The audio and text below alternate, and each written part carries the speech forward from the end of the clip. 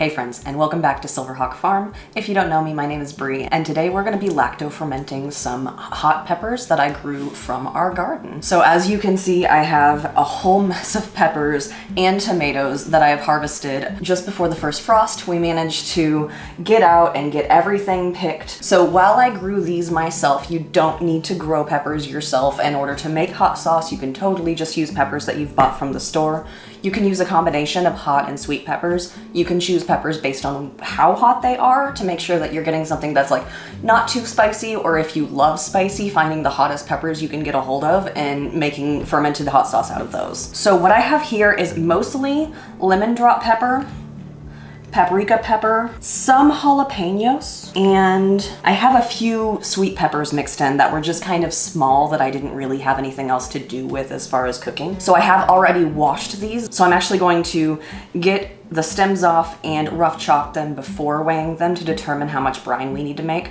Because these are small peppers, they have so much stem of them that I think that the weight would be wrong if I did it based on the stem on recipe. The recipe I'm using today is from a website called Chili Pepper Madness. I've actually used this recipe before, and the hot sauce that I made from it fermented in the fridge for well over a year, and it's still going. It's in the back of my fridge. It has never shown any signs of spoilage, and it seems to just get more delicious the longer I wait. So I know for a fact that as long as I do everything according to how they're telling me to do it, we should have some very shelf-stable hot sauce to keep in our fridge. So I'm gonna get started taking the stems off and just roughly chopping these. It doesn't need to be super precise when you're cutting. You basically just wanna make sure that the brine can permeate the inside of the pepper.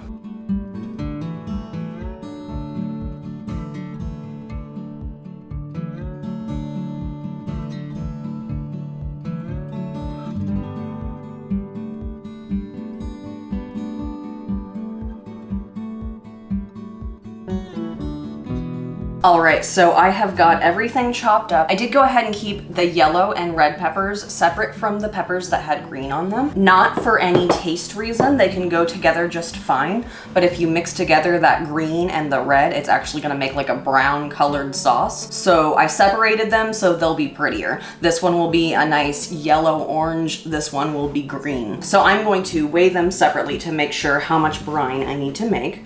I'm gonna switch this from grams to pounds, because the recipe is based in pounds. And I did remember that I had a bunch in the fridge as well.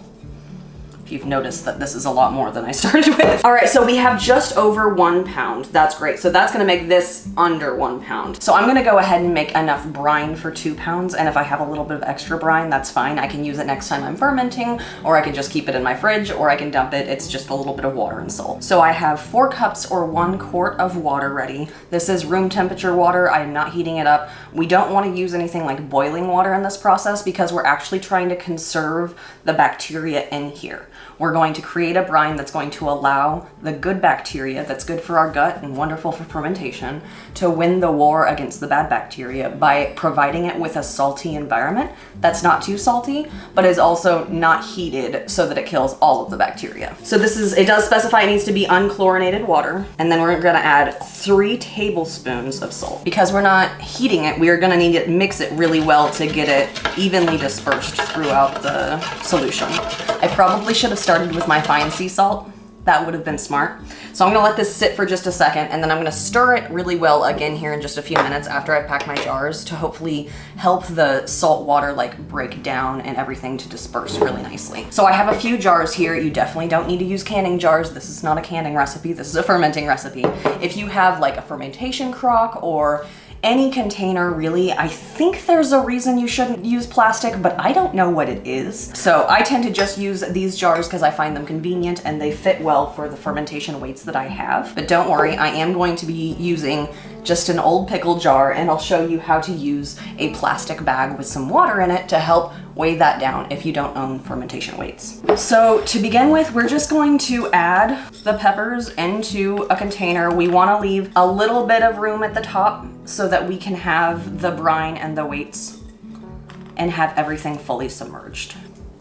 I'm trying to get like a nice mixture of the red and the yellow, so we're getting kind of a consistent color with it, giving it a little bit of a shake to let things settle. And I don't want to overfill this too much. I might end up needing extra jars because I have 3 jars here and that did not use very much.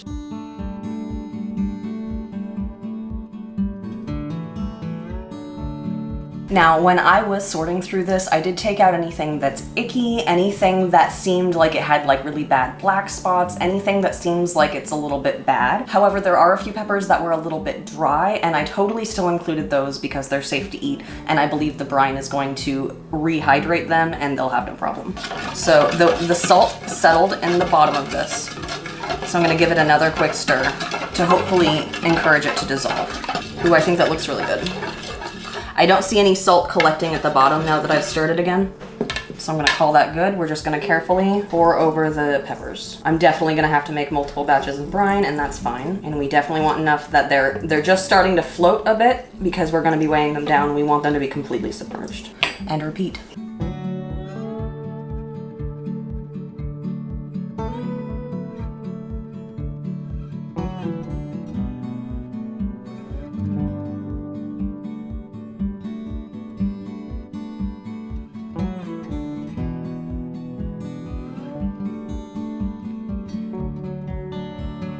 So I'm going to show you both of the ways that I know of to keep your solids submerged under the brine, which is the key for making sure that it doesn't spoil. If any of these peppers are poking out of the brine, that's going to create like a mold, and those toxins will actually get all the way through the ferment and completely ruin it. So we want to be careful about this, but we don't need to spend more money than we have. In the past, I've used some like different lids and things of other jars, like a lid that would fit a smaller jar, just kind of smushed down there. I found it kind of finicky because if it went sideways, sometimes it wouldn't keep the stuff submerged. So that's not what I would recommend if you don't have any tools now. I do recommend the water bag trick that I will show you in a moment. So if you do have fermentation weights, you can find these on Amazon or any sort of like homesteading supply type of thing. I think Lehman sells them online. I got mine from Amazon. I will go ahead and drop a link below as far as like what fermentation weights I would recommend, but I do recommend one that has some sort of a grip because they get slippery and can be very challenging to get out of the jar. So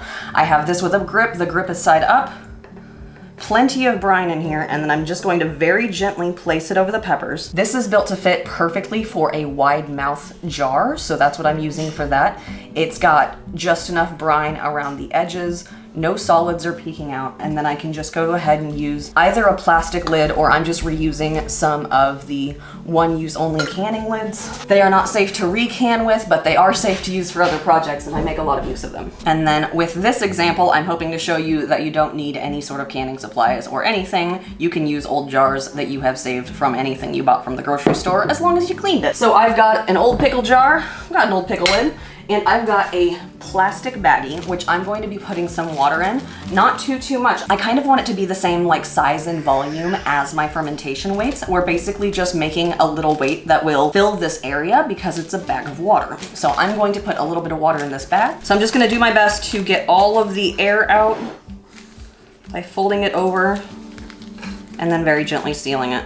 So I'm just putting this in here very gently, and it's doing the exact same thing that the other weights are doing. It's pushing all of the solids down. All right, friends, it has been a hot minute since the last time I recorded the first part of this video. It's been well over the like 1 to 2 weeks that's recommended for this part of the ferment. Do as I say, not as I do. I'm going to pretend like I did that on purpose so that I can show y'all what kham yeast looks like, because I did get some kham yeast development on some of my ferments. If you remember, we had several jars going, so they're all a little bit different depending on how I weighed them down and what I covered it with. So you can kind of see this like white, some floating white parts up at the top. It's only white. It looks slightly fuzzy, but it is not mold. So as I may have mentioned earlier, kham yeast is completely safe to consume. I'm not worried about it at all. If it were moldy at all and showing any darker color, or if it smelled off, I would definitely discard this jar. So another thing to check when you're checking your ferments at this point to make sure that they are viable ferments and that they aren't contaminated is to smell them. It should have like a really tangy, it's like a tangy, acidic, sweet smell.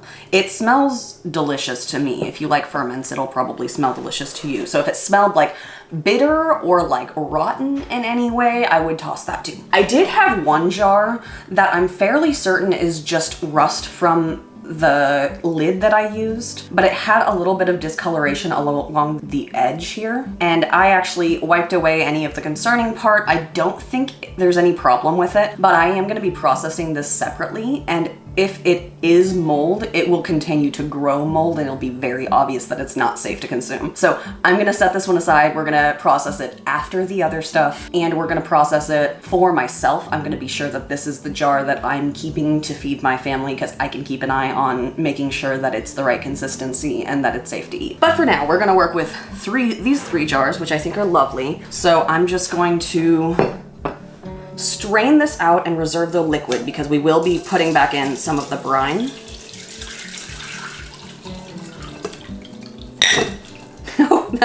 Oh, the weight was still in there. I didn't know that. Oh goodness, okay. Oh, it smells so sweet. And then that's going directly into my food processor that has the blade attachment on right now. I may need to do this in batches, which is totally fine. I'm not fussing about getting all of the seeds out or anything, but I am also not fussing about making sure all the seeds stay in. The seeds are going to add a little bit of heat, which I like. I am gonna make it clear to anyone I gift it to that if the seeds bother them, it's super easy just to strain it out and the seeds will come out just fine. All right, so for now, I'm gonna add a 1/4 cup of, it's supposed to be all white wine vinegar, but I ran out of white wine vinegar, so it's a small mix of white wine vinegar and white vinegar, which is fine. It's gonna slightly impact the taste, but the taste you're looking for is mostly coming from the peppers, I hope. So just 1/4 cup of that, and then I might end up adding another 1/4 cup. I'm gonna see what the consistency is and try and play with it a little bit. Unlike canning, you can play a little bit with the amount of brine that you add here. And then I'm adding a 1/4 cup of the brine that we reserved. And we'll get it blended up.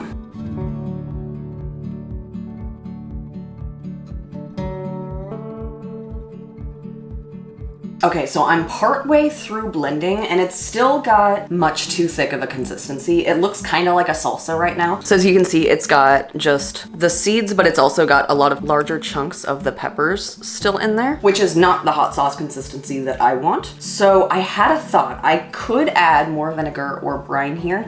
If you're in this position and you don't have this situation, go ahead and do that.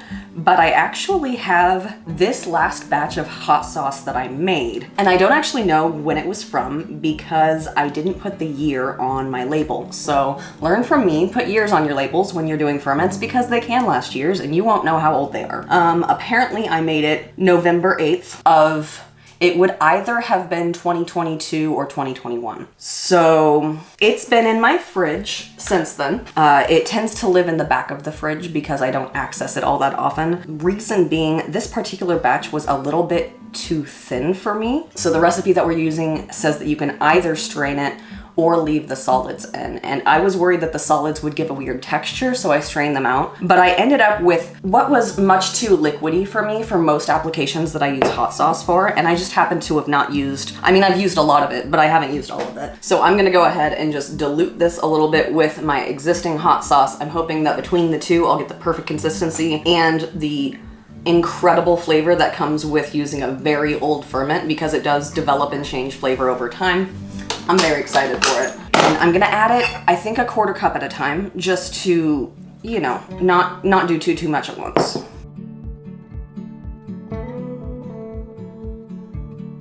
All right, so I'm still not getting quite the consistency that I want in the food processor, so I'm gonna go ahead and use my immersion blender. You could also use a blender for this, and you could not do it at all, which is also fine, and just continue using the food processor. You could also choose to strain out the solids after you've used a food processor to get a more smooth, but a little bit thinner sauce. So I'm gonna use my immersion blender because I'm a huge fan of it. And to use the immersion blender, you're usually gonna want a more upright container like this. This canning tool is not necessary. I'm just very messy when I cook and I'm trying to be better. Okay, I need to pour out a little bit of this because this is getting to the point that it's too full, and the immersion blender is gonna like do that. That's fine, we'll get that later. And then when using an immersion blender, you wanna start it when it's like already under the stuff and try and get some air bubbles out.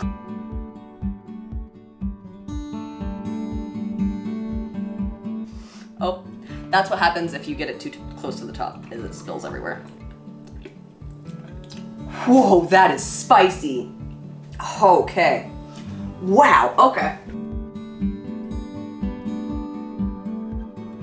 And now I'm just using this to kind of mix it up and hopefully get some of the air out. And if you home grow your peppers, I know it might be a little bit late in the season for homegrown peppers for most places. If you are using homegrown peppers, know that they vary greatly in spice, both based on what variety you're growing, but also based on the weather that you get that growing season. So I had a really hot, really dry summer here, and I have some very spicy peppers, which is great. I'm happy with it. All right, so we have help now. I'm gonna go ahead and blend it just a little bit more. It's got a nice consistency, but I would like it to be just a tiny bit smoother. I am still seeing some small chunks of pepper in there.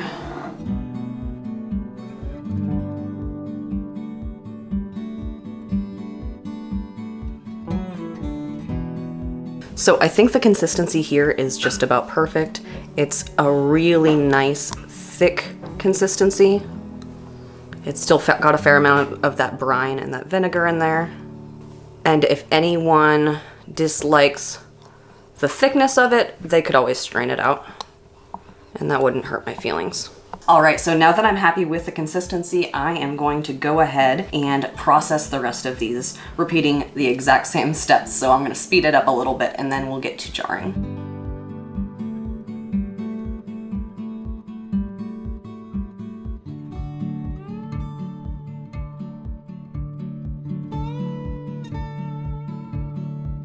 All right, friends, so it has actually been some time since we last spoke. Once again, I'm not sure how long it's been. I actually ended up putting everything in the fridge to slow / not fully stop the fermentation, but it'll keep it from going bad in the room temperature air. So I've had this in the fridge for a little while and it's doing just great. That's one of the things I love about fermenting is like, if you needed to take a break halfway through, just like put it in somewhere cold and it's gonna be fine and you can continue where you left off. So I literally did. We have continued where we left off. I have gotten everything blended up. I'm noticing that some of the stuff that I made last time I recorded had separated a little bit, meaning that there was a little bit of liquid kind of separating from the solids, which is not a big deal at all. I've made this recipe so many times. It turns out so fantastically.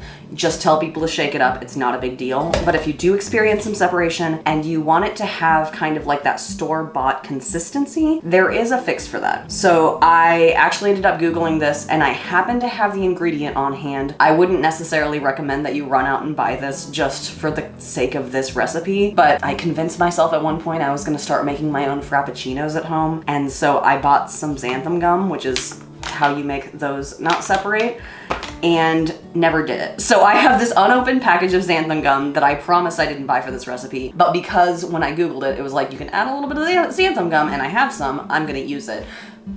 Mostly because I'm using it as a gift and I want people to have like that store-bought experience with the homemade taste. So basically from what I read, it can be from 0.5% to 1% by weight of xanthan gum will help to stabilize it. So basically what this ingredient does is it's one of those chemistry type things. It's a stabilizer, and so you add a very, very, very small amount and it will allow the solids and the liquids to bind together a little bit more cohesively than they would if you just blended them up.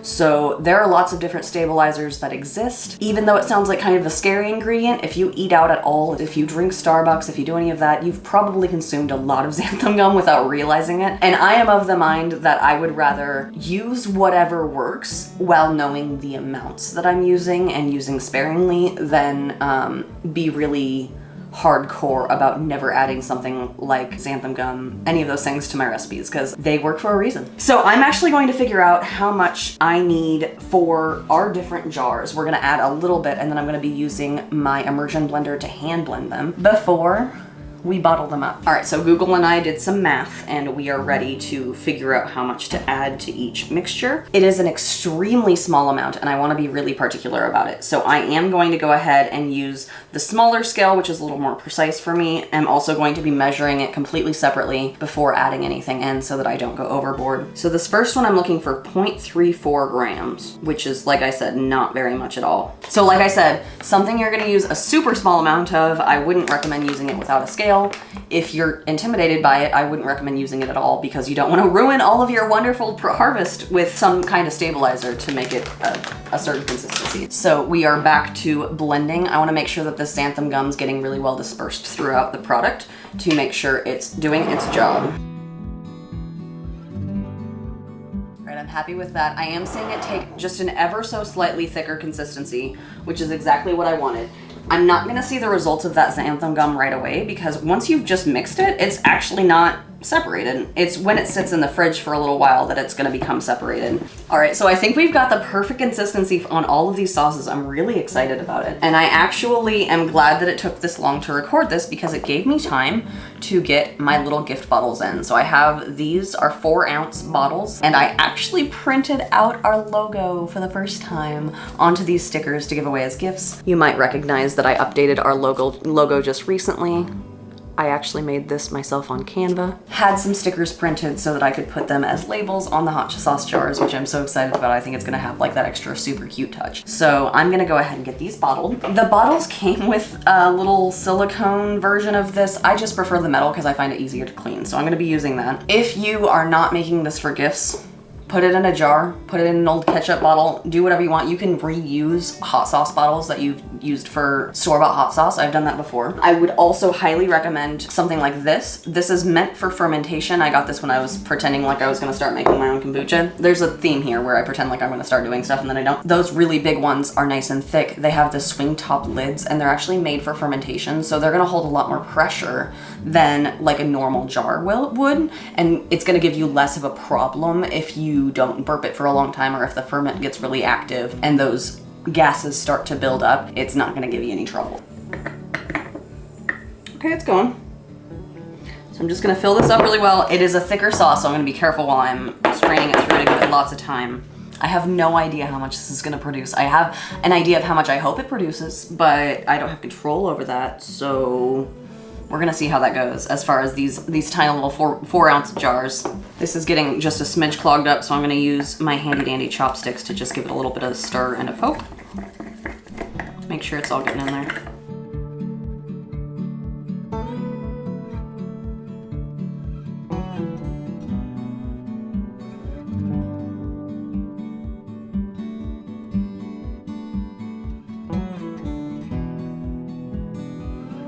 All right, friends, so I am losing light, but we have gotten this finally finished up after weeks and weeks and weeks. It's absolutely delicious. Usually at the end of a cooking video, I would do a tasting, but I did that earlier in this video and it burned my face. So I'm gonna wait to cook with this. And I think it turned out really well. It's exactly the consistency I wanted. And I also took my own advice. I filled up the 10 of these that I already had ready and had a little bit of extra room. So this is a hot sauce bottle that I've saved from one of my favorite hot sauces. And I just like the bottle, but I also like the hot sauce. So if you wanna do none of this and you just wanna get some like fancy hot sauce, I think this thing was like 15 bucks, which is expensive for hot sauce, but honestly, worth it because it was delicious. So I saved the bottle for that and I filled it with my own homemade hot sauce. And honestly, I just hope that this video inspires you to give it a shot. If you're a person who likes spicy things, if you're a person who likes peppers, you don't need to grow them. I know at the time I'm releasing this, it's not gonna be a good time to be growing peppers and you probably don't have any left, but grab some from the store, make up a small batch.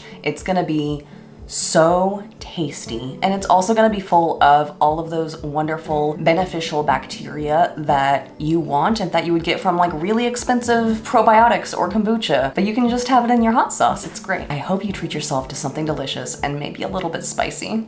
I'll see you soon. Oh no, no, no, no, you get back. Nico, what are you doing?